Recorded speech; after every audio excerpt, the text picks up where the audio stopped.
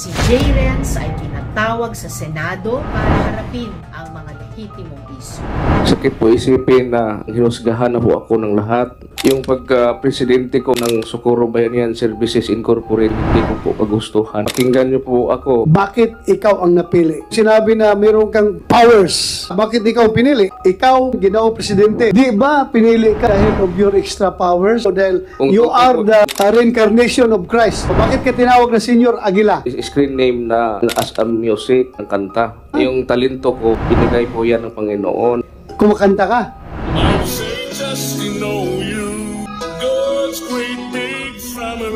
Hindi na kami pinapakinggan. Mainit nga ngayon ang usap-usapan patungkol sa isang samahan sa Sitio Kapihan, Barangay Sering, Socorro Bocas, Grande Islands, Surigao del Norte, kung saan isang samahan ang humikayat sa kanilang mga tagasunod na manirahan sa isang liblib na kabundukan, upang doon ay mamuhay ang mga ito alinsunod sa mga tagubilin umano ng may likha. 1974 pa umano unang natatag ang samahang ito, na may layunin na bumuo ng isang komunidad na nagtutulungan, nagdadamayan at naglilingkod sa may kapal. Ngunit sa paglipas ng mga taon, ang tila magandang layuning ito ng nasabing samahan ay tila unti-unti umanong nagiging bangungot sa mga kasapi nito lalong-lalo na sa mga kabataan, dahil umano sa pamumuno ng kanilang bagong naitalagang leader.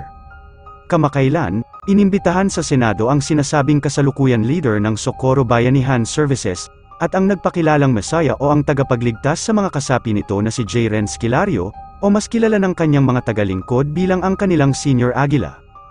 Ang issue ay pumutok, matapos umanong makatakas ang 8 kabataan sa komunidad ng Sitio Kapihan.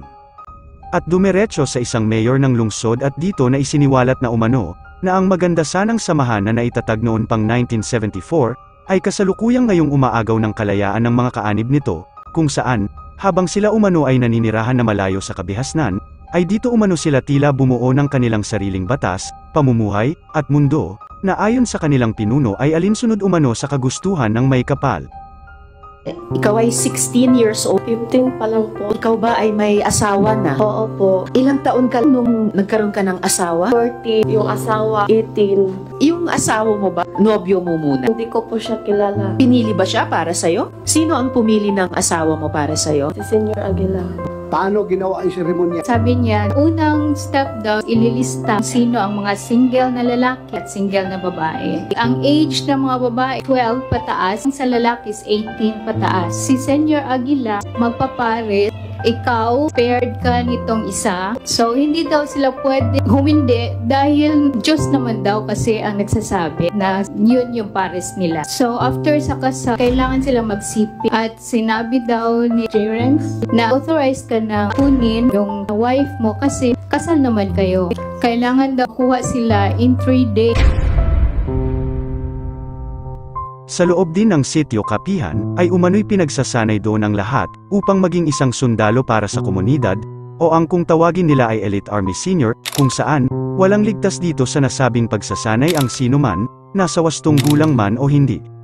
Sinasabi din na walang sinuman ang pinapayagang umalis sa nasabing komunidad, walang karapatan mag-aral, walang karapatang mamuhay ng malaya, walang karapatang pumili at magdesisyon para sa kanilang mga sarili. Hindi ko maiwasang maalala ang isang bansa, kung saan ay tila malaki ang pagkakahawig ng pamamahala ng bansang ito, sa Sitio Kapihan, sa bansang tila wala rin kalayaan ang mga mamamayan. Sapat nga bang dahilan na ipagdamot at tila bakuhanin pa ang karapatan ng isang tao, para lamang pamunuan ito at akayin sa pangakong mas magandang kinabukasan? Matatawag ba nating mula at sa utos ng may kapal ang mga bagay na naglulugmok naman sa isang individual, sa sitwasyon na maging ang mga ito ay hindi kayang sikmurain? Ikaw na ang humusga.